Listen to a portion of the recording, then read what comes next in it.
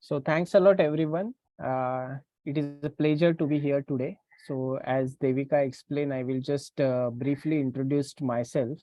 My name is Amod Salgaonkar, and I spent quite a good time into the retail, precisely into the modern trade, and into buying and merchandising section. So I started my career with Reliance Retail, and then later on I worked with the Bharti Walmart, then Metro Cash and Carry, Hypercity Retail, and among all domains, I was into the fresh food buying team and merchandising. So throughout most of my professional career, we used to do on daily basis the negotiations, trade terms, then handling various kinds of vendor registration forms, setting the new terms, and also and so forth. Afterwards, I worked for quite long time into the sustainability space on a global level. I was associated with the Friend of the Sea in a capacity of International Advisory Board member, which ended last year. And right now, I associated with Sustainable Seafood Network of India, which is based in Kerala state. And we do a lot much of sustainability related assessment precisely for the seafood category. Other than this, as I came purely from the fisheries and seafood background, I have my personal various of attachments and assignments in the national and international space for various of different projects, which includes right from the research related assignment, few of the commercial assignments, and of course the consultative and mentoring assignments. So yes, I hope I will share few of the insights which I have learned in my professional career, which might be useful to you. And we'll start my PowerPoint presentations right away.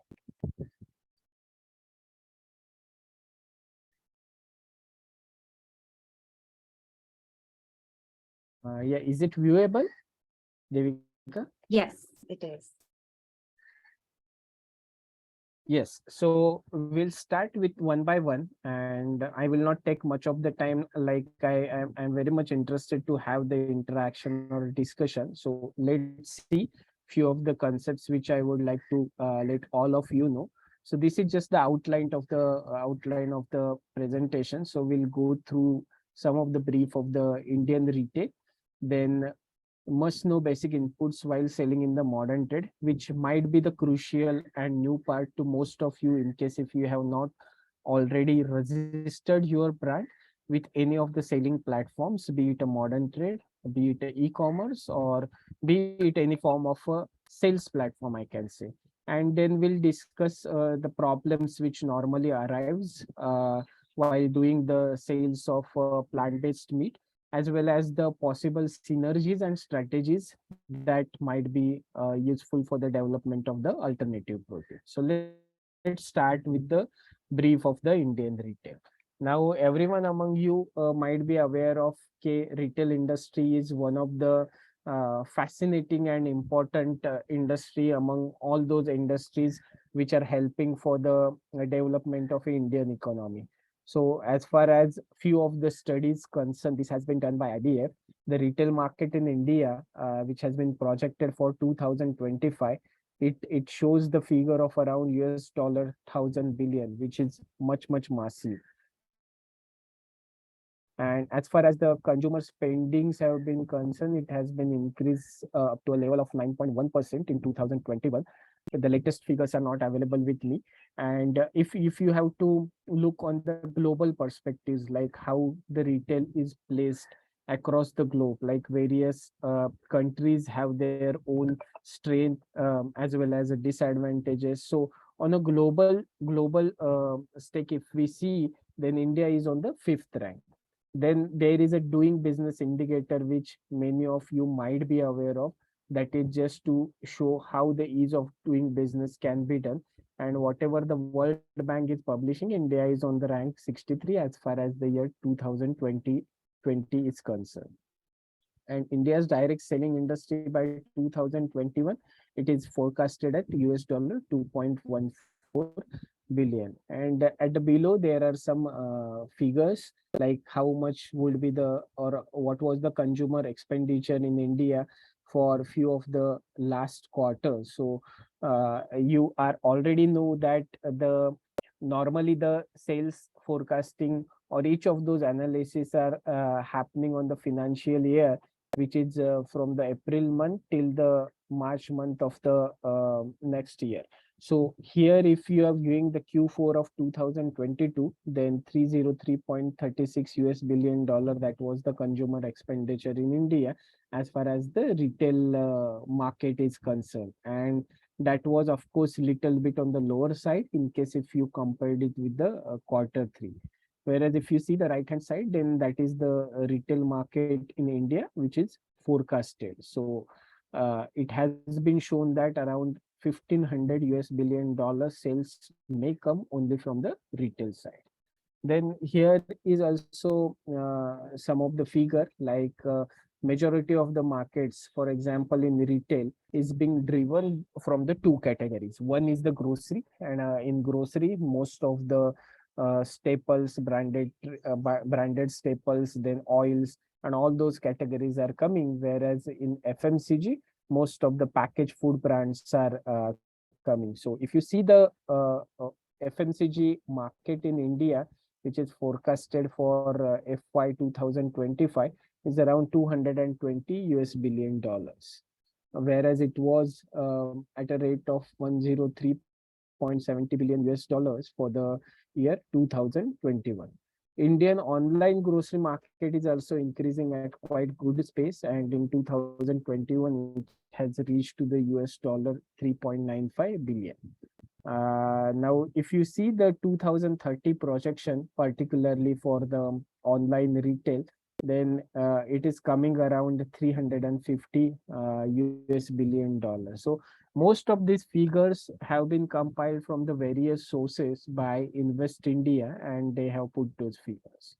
Now, coming back to the landscape of the Indian retail, then it is not something like the standardized differentiation is there. But if you see on the generalized note, then you may find all of those stores or all of those sales are happening under either of these formats. It might be the departmental store, it might be the cash and carry stores, or the specialty stores, supermarket, hypermarkets. Now, there are companies who are having the presence across the formats. For example, Reliance. Now, Reliance is having hypermarkets as well. They do have the supermarkets as well. Earlier, they have formed the separate division of cash and carry. And recently, everyone is aware of that they have took over the Metro Cash and Carry last year itself. So they have almost now the strong presence across the stores. And if we see on the specialty store side, then Vijay Sales, Chroma, Ezone, these are the kind of specialty stores are there which focus exclusively on some specialty. So this is just for every one of you are aware of, but this is just for your information. And this is the retail market size. Now here, what I would like to make in your notice particularly is, even if you consider the entire retail market size belonging to the India, you may see that always the share is much more from the food side, food and grocery side. Like consider the example of 2019. So overall sale was 779 US billion dollars, out of which 449 US billion dollar have came only from the food and grocery side. And in a similar manner, it is increasing towards next couple of years, which is good to see that for 2020, for 2030, it is forecasting or it is crossing the figure of more than 1,000 billion US dollars. One point you can please note that most of the supermarket stores or the hypermarket store in general, like the generalized format is there, then you will find the sale is coming majorly from the food and grocery segment itself, and there the margins are on a lower basis. So if you find the stores where the proportion of a sales of a general merchandise is more, then those stores are particularly becoming more profitable, because profit proportions are more and more towards those general merchandise or the non-food items. So that mix match, all the store heads, or you can say the retail heads, do always play based on their whatever the commercials are set for that particular year. Now here, if you see the in general, the Indian e-commerce market, uh, then this is just for your information. Now if you see the GMV is nothing but the gross merchandise value.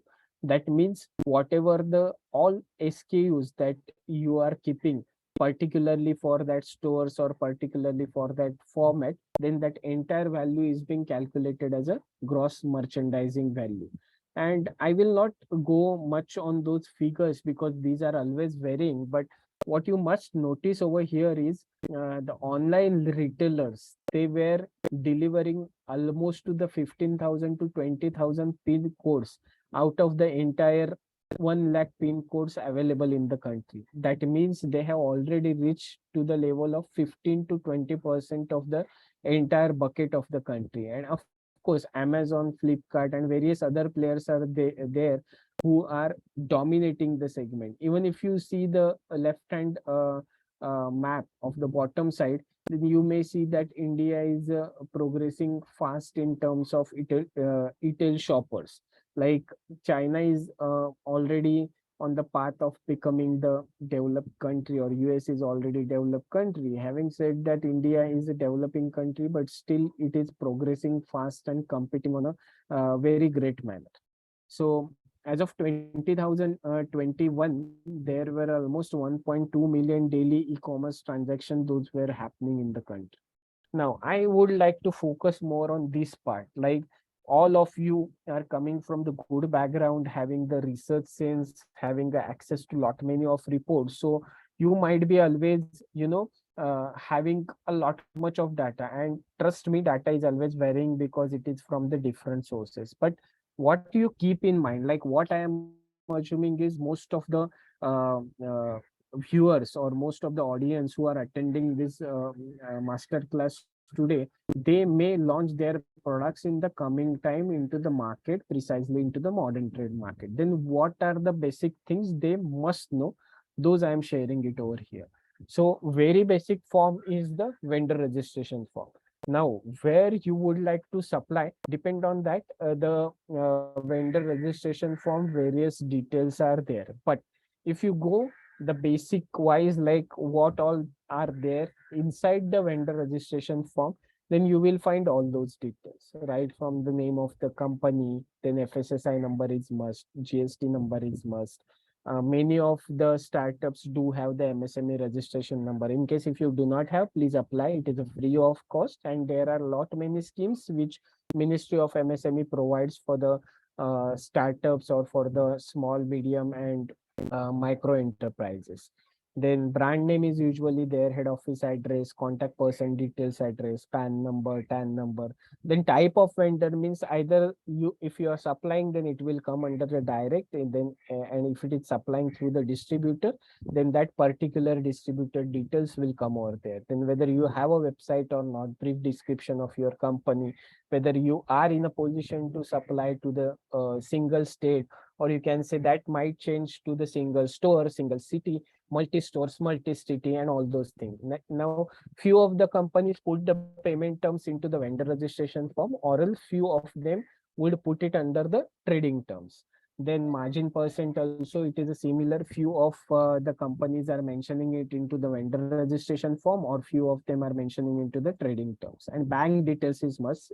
Don't forget this. In case if you didn't find in your vendor registration form, please go for the bank details and apply it, based on which you are going to get the payment. Now, what the trading terms usually include? So if you are providing the margin, then whether it would be the markdown or a markup. Now you have to keep in mind that if markdown is coming, that is based on MRP. If markup is coming, then there is no any relation of MRP. So wherever you are putting the prices, please make sure that to know from that particular respective category manager that whether it is based on the MRP or you are giving them in a bulk with some good deals and you are putting a markup price. Then stock return policy. Now why I am mentioned here, and see this we did a lot many times during our tenures in stock return policy. If whatever stocks that you have supplied, and in case if it is not sold before the end of the shelf life, then they will return you those stocks. So if you say the stock return policy yes over here, then by default those stocks, in case if it didn't sell, that will come back to you. So you have to negotiate over here, no matter even if you have to give some 2%, 3% more. But in case if you successfully negotiated on a term that, okay, I will not take the stock return, in case if it is not sold, you will save on much of the good amount of money, I can say. Then they will of course pull the number of stores applicable for a launch of products. The new SKU promotion support per store. This means that they will take the money which is applicable, say for listing your product per store. So this you normally happens for the one time. They also have the targets on the commercial basis. So this is the normal term which you may find. Then product launch discount for initial purchase, that is some lump sum amount few of the stores or organization take for launching your products. Then NSO means what? For example, now if you have registered the product with some company, they have some 8 or 10 stores spread across 4 states. Now if the new store is coming, then here whatever you have negotiated at the time of registration of your products, that particular will come into the picture as soon as NSO opens, that is new store opens, and if you are going to supply your products over there. For that particularly the NSO has been mentioned over here. Then the in-store promotion support. So many a times the inside advertisement is also happening, like there are some branding, some granulas, there are various forms. So for that also they usually will negotiate over here. Then promoter or merchandiser support, I will suggest that promoter is very much important, if not at least merchandiser, so that weekend sampling happening when particularly there is a customer inside the stores, which normally happens during the weekend. Then for festival promotion, they will take something extra particularly for pushing your products in that particular festive season. Some people may ask you to provide the charges for sampling also, some will not ask. That depends or varies on your negotiation. Then exclusive promotions for the brand, like for example, in order to promote your brand only, if something has to be done, then that will come here over here. Monthly offers that normally all the brands choose based on their capacity, or they will suggest through some other ways. And last one is the supply capacity, which I discussed in the earlier vendor registration form as well. Then normally the article creation form, this is being done inside the retail stores. This is the internal process, but normally in that article creation form, these things are there, like name of the article, then MRP, what price that you are offered to that retailer. As per TOT, you have to mention over there. Then the packaging size, and packaging size, then further words, what is the master cartons, number of packets per master carton, the GST applicable on those products, and applicability to the stores. Now these come when, for example, there are 5 stores, and if you are launching your product only to the 3 stores, then your particular product will get activated only at the 3 stores. So during article creation form, they will give that status to that particular SKU of that particular vendor, and RTV applicable or not, that also they will put it particularly while creating this form. Then these are general documents which normally all the category managers, buyers, or those trading head will ask from you if you are going for the or if you are going for making the vendor registration. So normally the field copy of that vendor registration form with signature, then the TOT form with your signature, then cancel copy of your check, GST certificate, FSSI license, PAN, TAN, and MSC registration if applicable. So see, there are various other documents also get asked, but these are in general which is being asked almost across all the formats. Now this is just for your information that how exactly the process is being take place for creation of that vendor code. So once you submit all the documents to the respected category managers, it will be signed and checked by the respective higher official of that hierarchy of buying or merchandising department. They will thoroughly check, they will discuss all those points with the category managers. They will hold it in case if they will not like something, or they will try to renegotiate it as well.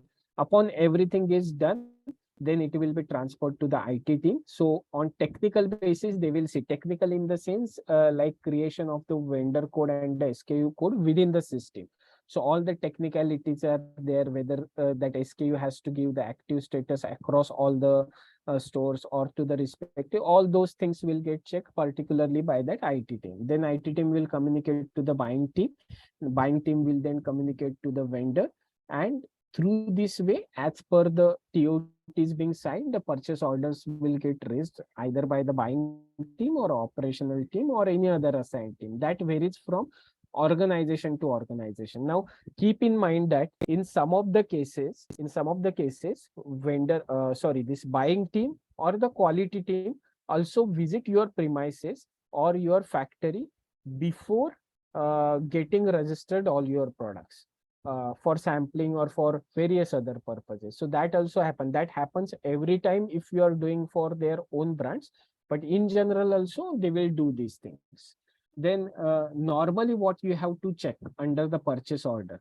So see, once everything is set, you will receive the purchase order. Now, in general, you will find all those things. Now, why I'm showing this it over here to you, because in case if something is missing during that time, this will click you out. For example, here now I have mentioned many of the things: name of the vendor, PAN number, contact details, PO number, PO generation date, PO type, so on and so forth. Now, for example, at the bottom side, second last, you might be viewing the PO expiry date.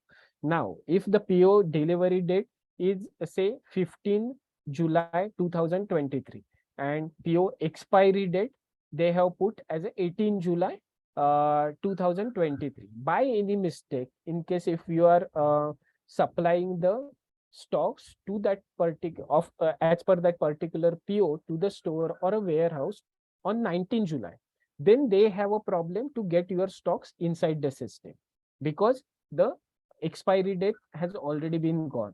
The last date was 18 and you are supplying on 19. So you have to be very much careful when you will receive the PO. You have to check all those things. In case if you are delaying or not able to supply as per that particular date, then you have to inform that to the category manager that this and this problem has happened. So either you amend the PO or give us the separate PO, so that once your stocks may reach over there, you should not be waited over there. And normally into the PO, you have to see that whether the item code is there, SKU code is there, HSN code is there, product description, basic cost, GST percent has been matched into the proper rate or whatever as per that assigned category or not, that you have to see. Landing rate, quantity, MRP. In short, what I would like to convey is purchase order is a critical, it is a very basic but very critical document which you always receive after they raise the order. So you have to check before supply. This is generally the good receipt note. This is again a very basic thing, but what you have to understand is, so vendor supplies the goods with the document. The verification of document usually does happen over there. Then physical checking of the products also happens at the same time. Now, if any mismatch or discrepancy is there, for example, you have supplied the 20 packets and 2 packets are not as per their protocol, then they will note it down that 18 products only have been received. Then they will raise some other document that the 2 packets have been given back to you. And the final document will be made basis on actual stocks that has been received at their end. Final signature will happen from the GR manager. One copy will be given to you, and then one copy they will send it to the finance department. Now, why I'm explaining this in a very detailed manner? Because you have to keep in mind that most of the times when you are signing the trading terms, it is being mentioned that you will get the payment after receipt of your bills at the head office to the finance department. What does that mean? that suppose if you have now signed the 15 days ka payment term, you have supplied the stocks for example today, okay, but by any mean or whatever may have happened, but that particular document is reaching to finance department after 5 days, so your 15 days will start after those 5 days. So anyhow you are delayed by 5 days, so you have to make sure that okay, whether that document has also reached through them to the respective department or not. Now this may happen, or this you have to work little bit longer during initial days, and once streamlined then there are no any problem. Then this is just for your information. Now as per every organizations, they make the different department numbers, department name, division, sub department number, sub department name, and many things. Now why I'm showing it over here, many a times you may find that on POs also you will find those either sub department number or a division or something like that. Now by mistake, anytime if the wrong number may came on that particular PO, then you have to uh, amend that, or you have to update that particular thing immediately to your category manager or whoever is the coordination team. Otherwise you may have to face the problems at the time of receiving. These are very small and basic things, but it is important. Now the merchandising calendar, now what does that mean? So all these retail organizations, they work either on the monthly basis or on the weekly basis. So every year there are 52 weeks available, so they will set all those calendars as per that. Now why it is important, particularly now if you have to give a focus on the plant-based meat sale, for example, now you can eat it during Ganpati season as well. So if you have to do some promotion during Ganpati, then you must understand in which week it is coming, and accordingly you have to communicate to that category manager saying that you have to do some promotion particularly for that time to understand the impact of it, or so far and so forth. But what I mean to say is, if that merchandising calendar is available with you, that which festivals on which dates, which might be important, when the footfalls are higher, all those information you will get when you will start interacting more and more with the category manager. So please keep those things in mind. Now price benchmarking policy, I don't know how many of you are aware of. What does that mean is, now for example, I am the category manager of XYZ organization. Now your brand has listed to me, you have given XYZ offer to me, but my work is there that I am also visiting various of other formats viewing your particular product, what offer you are giving over there. So normally that benchmarking is happening, that to me you have given this price, to them you have given that price, so whether there is any reason, or why you are giving the more price to them and not to us, how we can get more price from you, I mean to say that more margin from you accordingly. So this price benchmarking policies always being carry out by various of a category manager. So you have to keep in mind while even providing the offers, because you have to keep the relation across the formats and not only with one format. So whenever you are giving offers, give some extra focus particularly on that part as well. And now we will go to the problems and strategies for alternative protein. So in general, like uh, most of the times through my discussions and observation, what I came to know is that the commercial is the big barrier.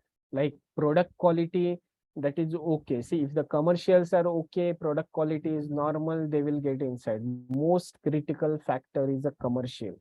So my suggestion would be that those startups who may able to raise the funds in good capacity, the important is to get the entry to the modern trade. See, all of your sales and your dreams may come true if your product is visible across the modern trade or the e-com platform. So first and foremost thing is to how to get the entry, and for that if you have to manage some of the funds from here and there, do that, because unless and until your product gets placed over there, you will not understand what would be the impact, whether it is selling or not.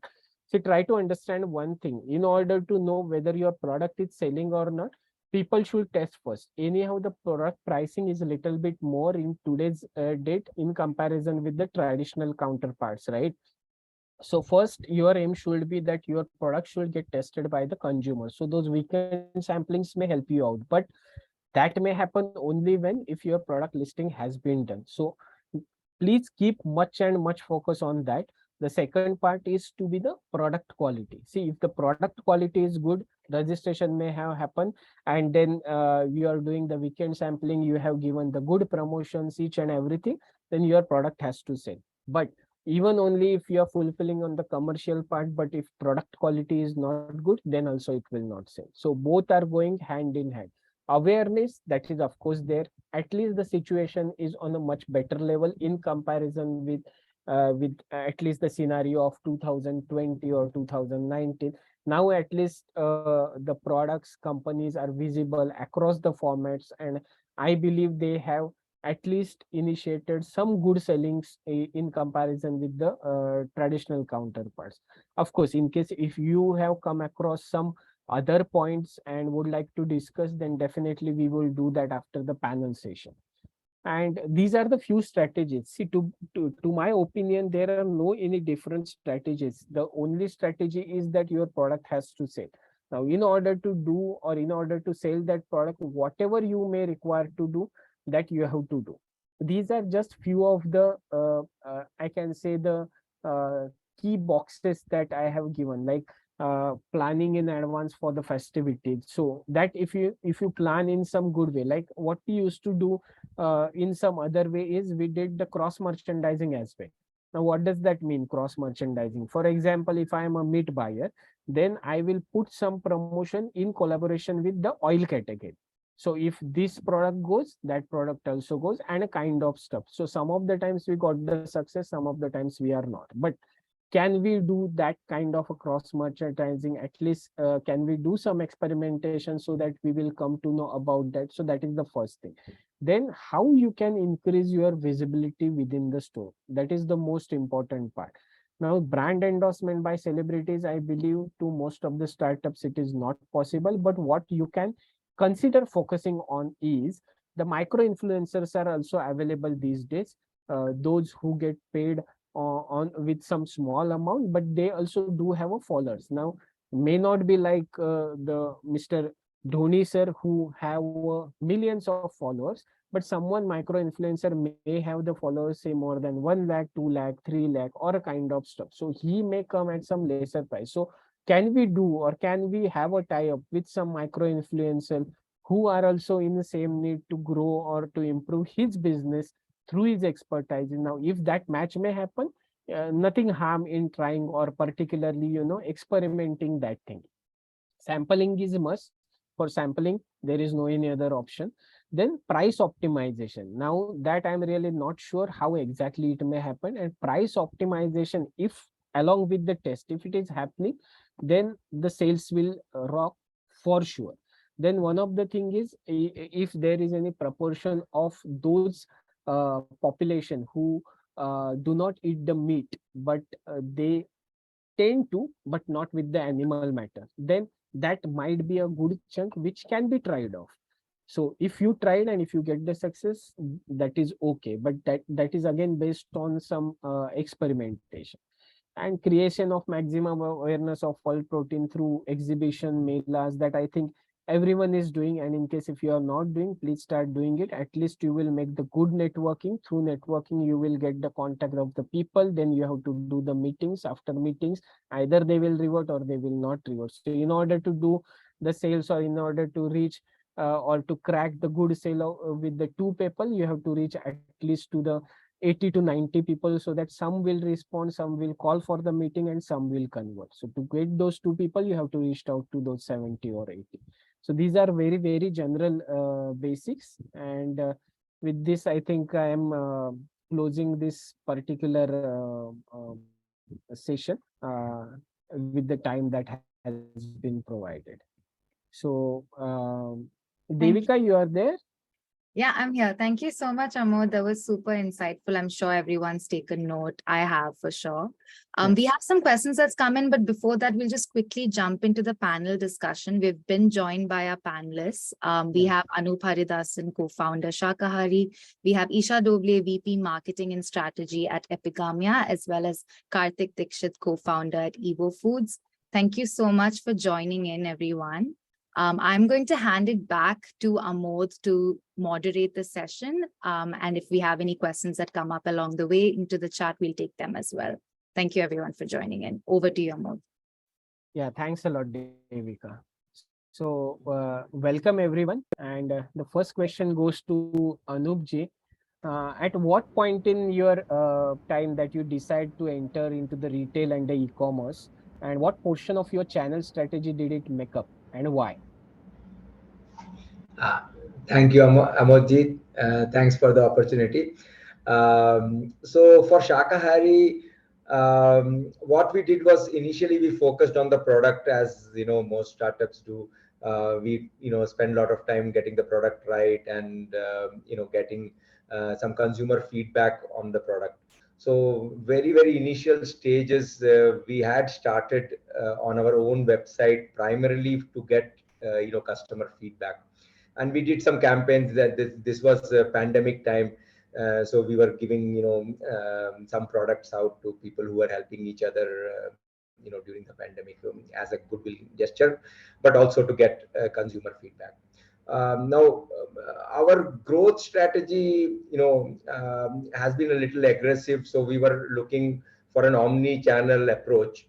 So we as I said, started with our own website, but we rapidly moved into modern trade and online retail. And that's where we thought the fit will be, because the cost of acquiring customers on the website is quite high, and it takes time to build a large customer base.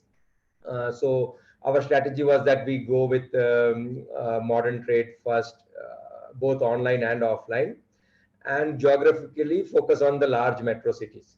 So we focused on the top 6 to 8 cities, which is where we expect our target audience to be. And then we moved into other channels, the GT channels, and Horeca and export, and things like that. So right now, if you look at between online to offline, we are around 50-50 right now. That's, and mainly because the online players are quite large, and gives us a lot of leverage in terms of doing marketing activities and communication. So we tend to spend a little bit more on the online players. So even though they are few, we managed to get much better return on them initially. But we are seeing that slowly the GT and the larger GT players start making up more and more portion of your sales. Yeah, and how about Horeca? So I of course know that your brand is having quite good presence across the formats, and it's really doing well. Congratulations for that. But how is the situation exactly as far as the Horeca is concerned? Like, that is one of the most challenging thing to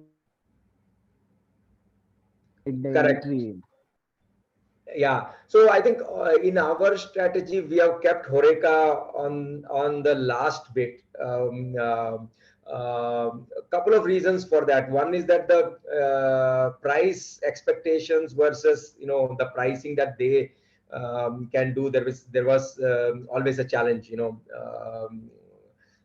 Then the other thing is that we wanted our brand to be a bit known to the consumers. Otherwise, the lot of the benefits of our product development may not get the brand attention that we need. So we kind of initially partnered with very few Foreca clients, wherever possible, where the brand is also mentioned.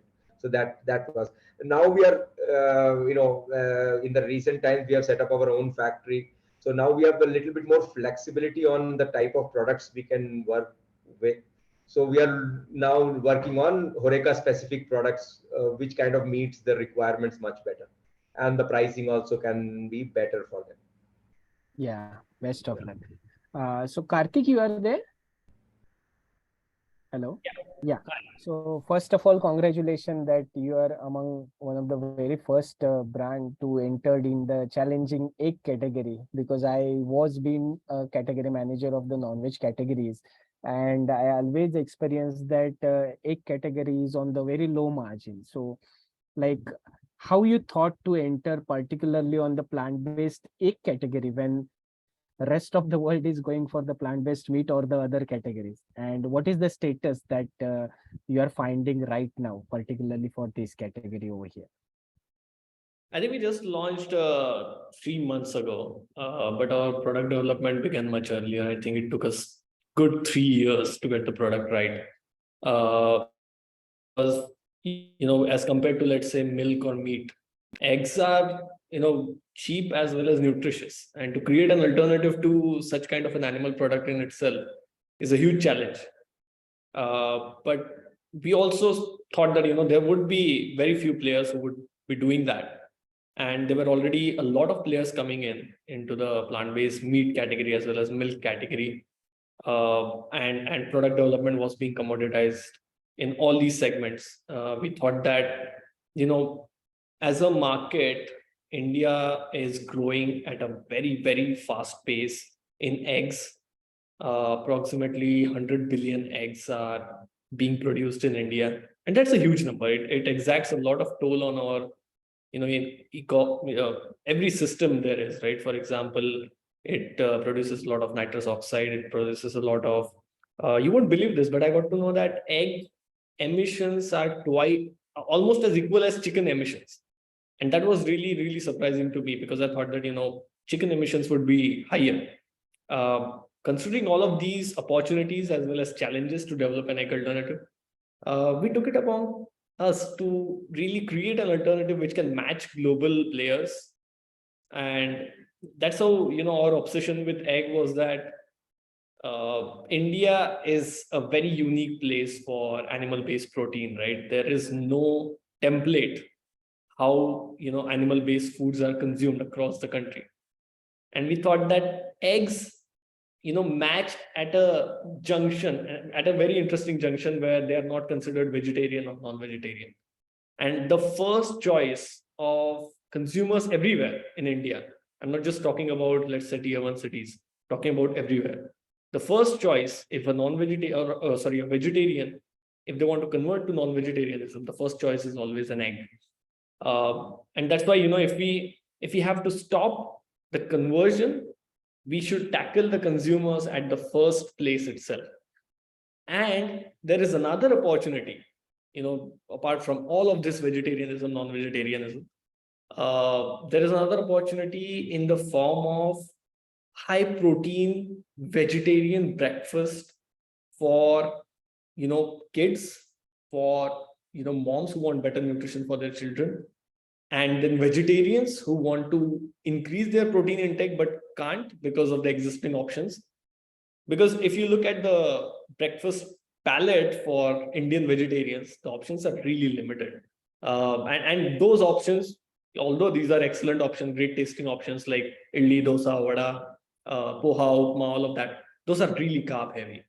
And we thought that there exists a place already for Evo to be in and become that kind of high protein Indian breakfast alternatives. And we are still learning a lot from consumers as we go into the market, but that was the reasoning behind Evo and how we entered into the plant-based egg category. Yeah, so you have launched your products in any of the organized formats right now?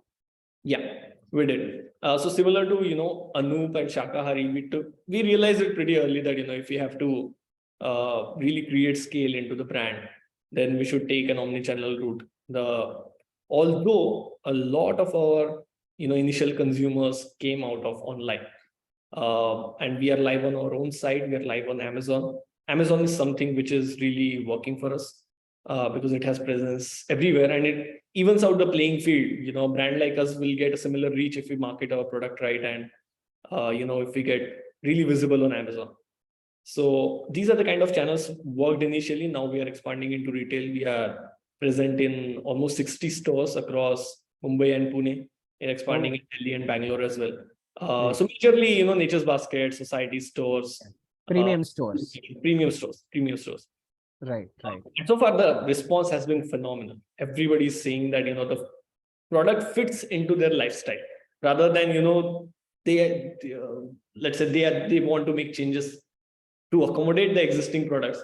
The product is itself fit into their existing lifestyle, which is just open the bottle, make an omelette or a scramble without any fuss, and there you go. There you have your 12 grams of protein. Yeah, and how you are managing with the price comparison, because I believe that might be again one of the challenging precisely for the egg category.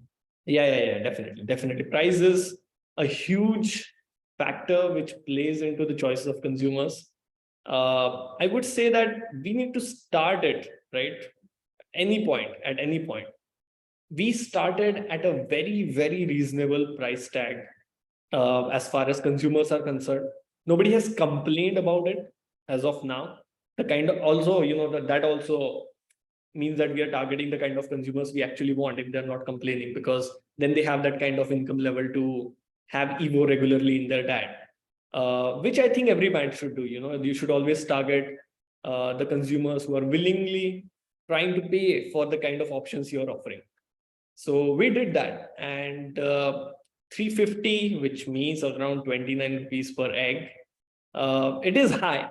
But if you compare that with your organic eggs or premium eggs, which are there in Heiko or which are there in Nature's Basket, you will find that Evo is very reasonably priced, and almost on par with normal egg pricing in the US. If you count that, in the US, eggs are priced anywhere between, I think, the last I heard in California, it was somewhere in the range of $7, which was ridiculously high.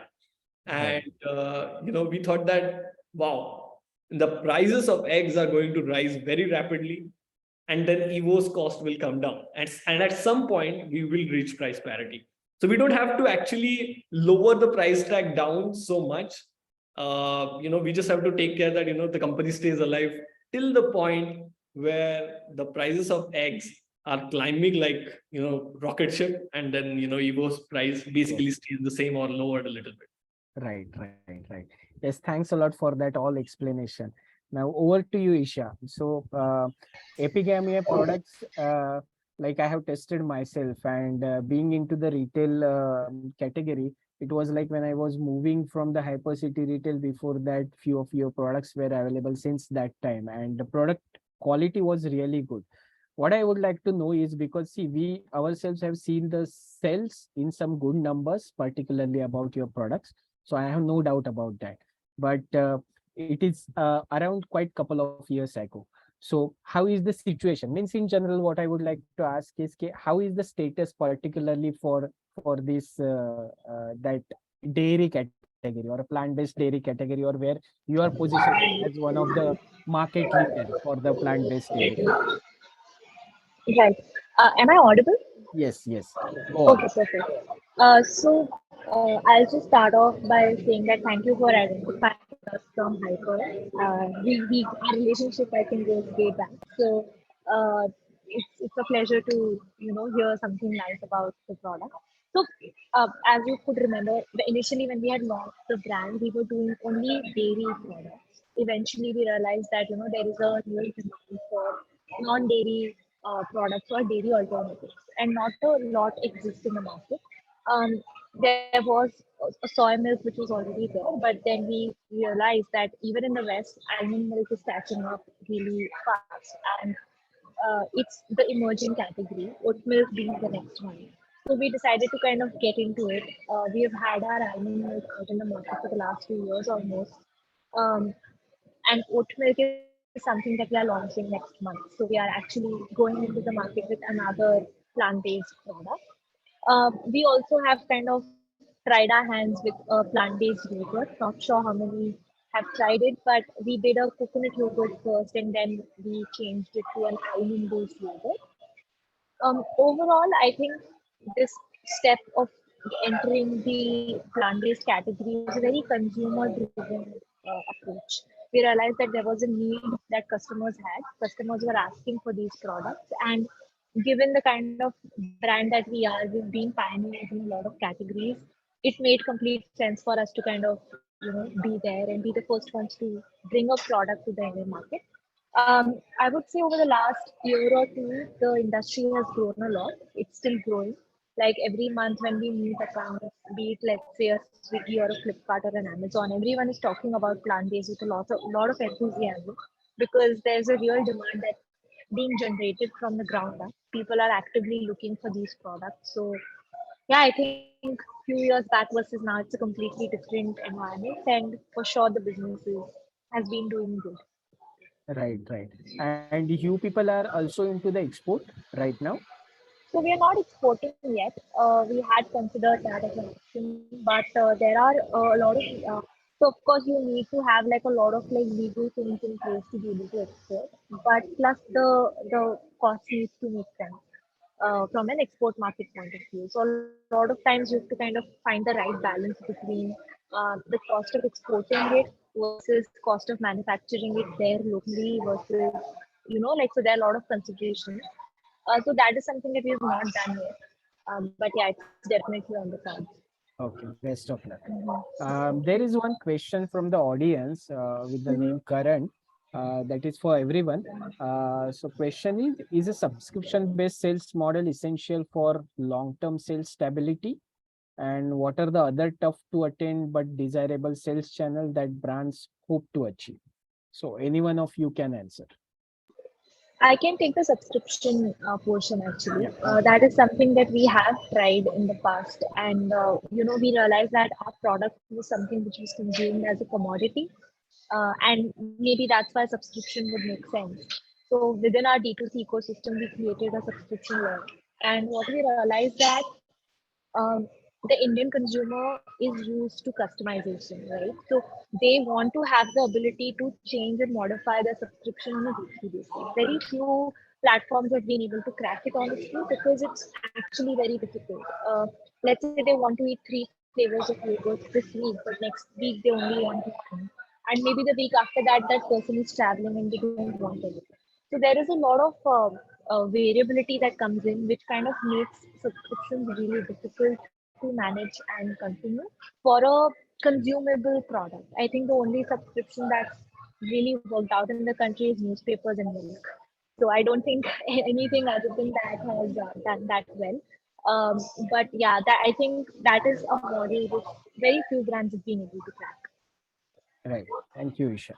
So, to you, Anup, particularly, for a startup in the alternative protein sector, do you think it is better to utilize many sources focusing into the one strategy or to diversify from the other beginning? Like what question it has to raised in particular, whether you have to focus on various sector like MT, GT, and Horeca while starting, or whether it has to be diversified later. Yeah, so I think that's a good question, and as rightly asked, it also depends on the resources available. Our as a startup, um, you have to also see, sometimes it is difficult to service only one channel also, because if you hire a sales team, you may as well utilize them to the max. So it's a balance between what resources and team you have, or you have the ability to deploy and maximize the output that you can get from that. So channel wise, there are two ways to look at resource utilization. One is from a category expansion point of view. So there I would suggest for all startups to start with one category, not diversify into too many products, too many categories. But channel wise, sometimes it does make sense to go into multiple channels together, just because you better utilize your sales team, better utilize your distribution network. And so if you are in a city, you might be able to distribute with the same resources and network, both MT and GT, and maybe Horeca as well. So that sometimes makes sense. So that's what our experience has been, that we looked at geographically, we restricted ourselves. So we said we will go into only larger cities, but in that cities we went to multiple channels together, because then it made sense to appoint a distributor, made sense to have a warehouse, made sense to take frozen products to that city, and be able, you need a minimum quantity also to make it viable. Yeah. Right. So over to you, Karthik. How do you think, how to go about the limited run market testing before launch across the retail, and whether you did it in particular for your products? I would say we are still in that phase where we are testing the product out in multiple retail outlets, checking whether what particular type of outlet works for us. And we are gathering a lot of interesting insights. Particularly one which I would like to share is, for meat as well as milk, Horeca might be a good option because the consumption is there, as and it is widely available. For example, you can easily go into a shop or a cafe and order oat milk latte. Uh, instead of an omelette per se, omelette consumption, or you don't have these kind of specialty restaurants as opposed to in the US, which you would definitely go into and buy breakfast. Breakfast in itself is a very, very, I would say, untouched category in terms of innovation. And that's what we realized very early on, that Horeca might not be a great option for us. The second interesting insight came from retail, from our experiments in retail. Your product might not be suited to the infrastructure which these retail chains might have. So just before launching your product, we should always check that. And that's why we didn't make any kind of hoopla over the PR, because we really want to perfect the model first. We really want to check whether a particular type of outlet makes sense for us, and then go big into that particular strategy. So these two insights definitely helped. And for example, Nature's Basket, right? Nature's Basket have these open refrigerators, and they are unable to maintain that kind of temperature. So we are taking a call whether to continue with it or not. So it is really interesting, right? All of these insights come after you launch the products and not before. So you have to start somewhere. You have to go along and create that kind of testing in the market, and test out your hypothesis over which your whole company might be built. So that's about it. That's it. Yeah, thanks a lot. So over to you, Anupji. These questions always come in my mind. Most of the startups, they raise the funds, and after raising, they have those sums to be spread for different functions. But you have taken the very big boy of the industry as your brand ambassador, Mr. Dhoni sir. So when such big celebrities are also coming, so they are also coming with the big commercials. So when you have raised certain amount of funds, and when you brought him, how you are managing on the commercials at the back end, particularly for the sales and operation, or for the various important functions of the organization? Yeah, so that's a very good question. So if you know, Dhoni has come in not just as a brand ambassador, but as an investor. So that is again, one of the reasons we were able to afford and be able to, do that. And what we have been looking at is that this category needs a lot of communication. So this is a quite a confusing category. It's a new category. A lot of people do not understand it. So the more communication and more visible communication from celebrities or known faces, the better it is. And not just for us, it's for the whole category. If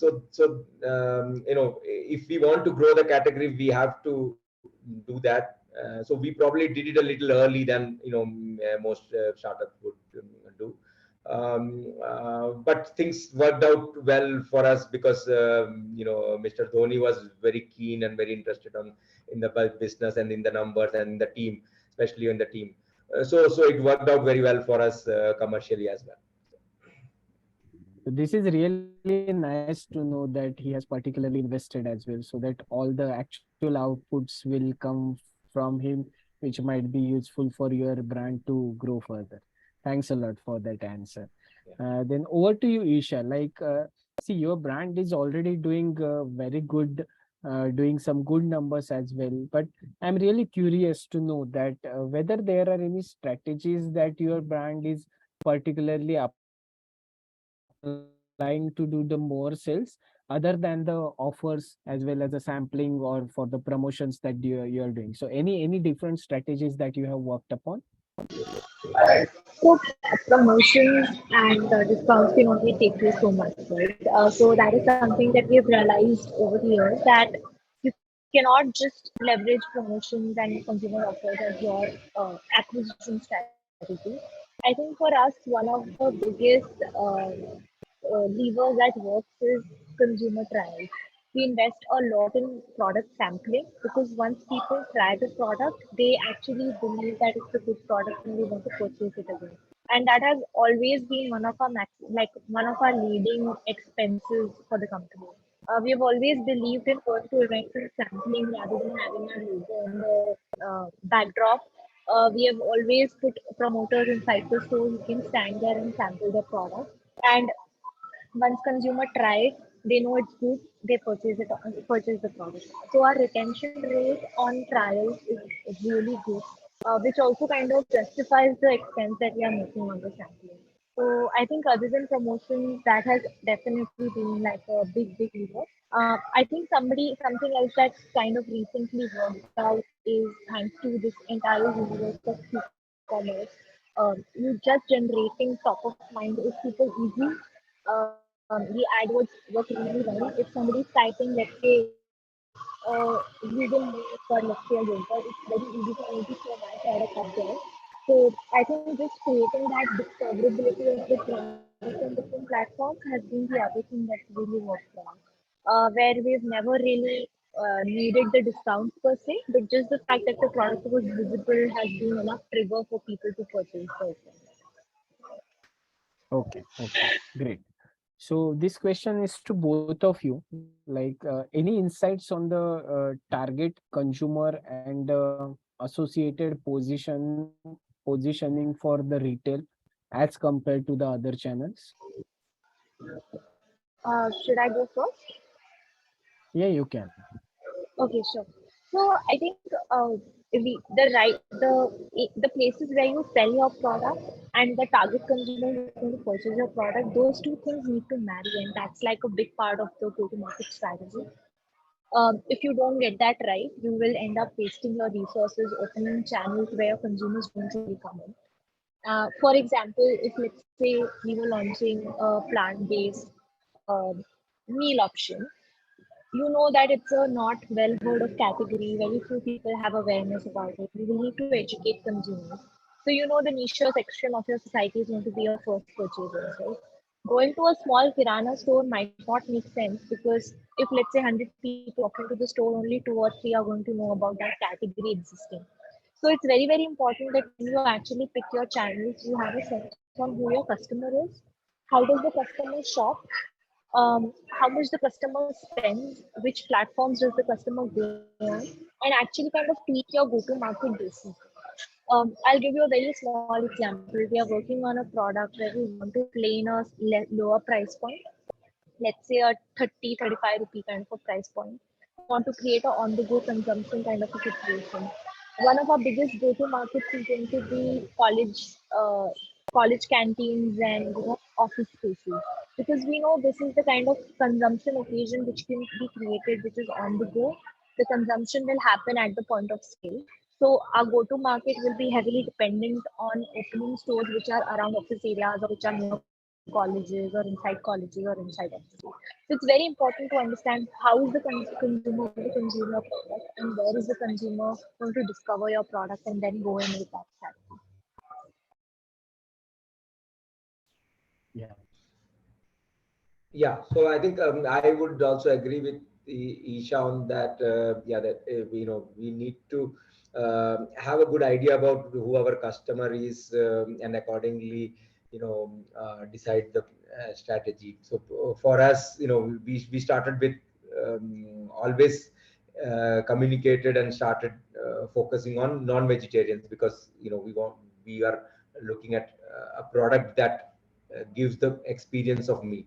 So it does confuse a lot of people that people think it is for vegetarians, or though in our consumer group there are a lot of vegetarians as well, um, but flexitarians and non-vegetarians are the group that we communicate to mostly.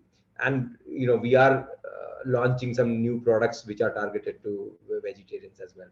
And again, based on our TG, we selected the geographical locations like the larger cities, the channels, and going with modern trade, specifically to match the target audience with the type of outlet and type of way they will purchase. So one thing, like for this, I am also curious. What I have seen is this plant-based meat or plant-based dairy category is bringing up or taking the shape in the country in some good manner. But like there are very few countries who have the proper regulation or a nomenclature for these categories.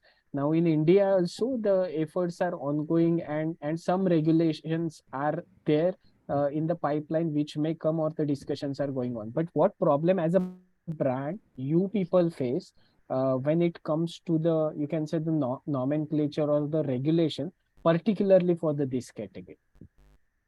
Yeah, Anupji, you can answer first.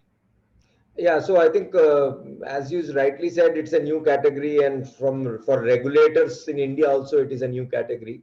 Hence, there is. I think this will evolve as we, in the over the years.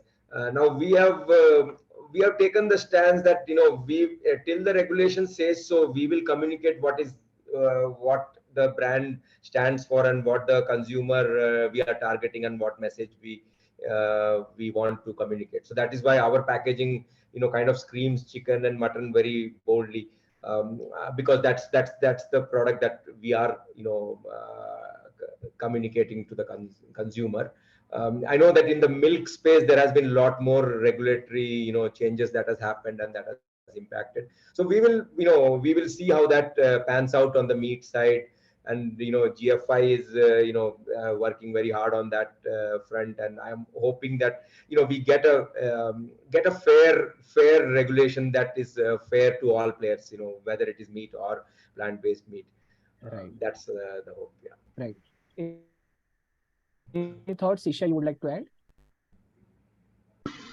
Like Anup mentioned, the regulatory side has been really tough on the milk side. We are still struggling in trying to figure out what to call our product. I think that has been the biggest challenge. But yeah, like I think the customers are quite aware that this is an ongoing issue, and they understand when you cannot call a product what it is. So I think the customers have been really understanding. Yeah, yeah. In FSSI also, like there are now panels, those who are working precisely on these rules and regulations. We hope to see There has some been a yeah, absolutely. There's a legal case that's been going on for almost a year now, where the fight is whether we can call a vegan milk. So Yeah, that's where things are that will stuck. happen. So That will be there in the initial years, because it itself is the new category. Even at the, if you think from the regulator side also, then they also have to mhm, face the pressure from the traditional sector, then have to merge with the new upcoming correct. category, so far and so forth. But things will put in place, because when I was observing this rules regulation across the countries, at least what I'm viewing is ki FSSI has done some kind of work particularly for this category. And though they are taking some time, it's a rigid organization, but they will come with some proper guidance, I can say. We can hope to see those things. Thank you, Isha. Then one question which has arisen is that how the retail sales is different than the B2B sales. So I will answer something in brief. So in modern trade itself, like for example, Reliance Fresh is there. So there, as a customer, you can walk in, you can do the purchase, you can pay the bill, and you can go out. So everyone is allowed. Whereas when you go for B2B, consider a case of a Metro Cash and Carry or a Reliance Cash and Carry. So there, the customers are only the businesses. Like if you are a trader, or if you are running some business having the valid business license, then only you can make there as a customer. There you will not find the normal customers without having the business validation or without having the business licenses can enter over there. So that is the major difference. So in B2B operated businesses, you can do the sales only for the businesses, whereas in the other cases, anyone can come inside between the stores or a shop. They can do the normal sale. That is a very, very small, or you can say the understandable answer for this. And of course, details we can discuss later in case particularly that particular participant has any question. So I think this is really a good session.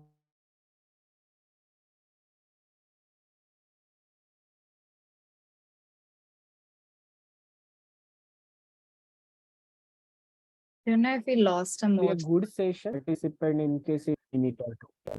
Yeah, is it audible now?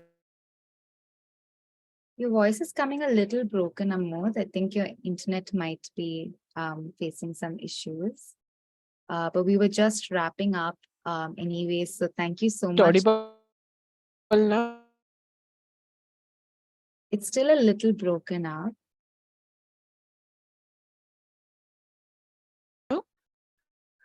Hello? Yeah, we can hear you now.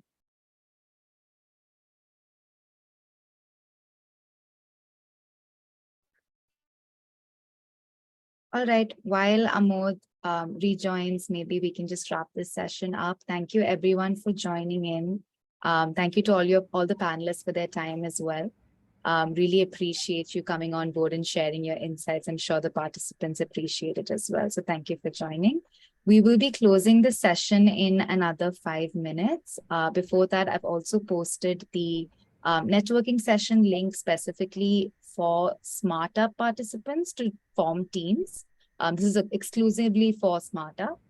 So please do join in onto that platform if you are looking to form teams as part of the challenge.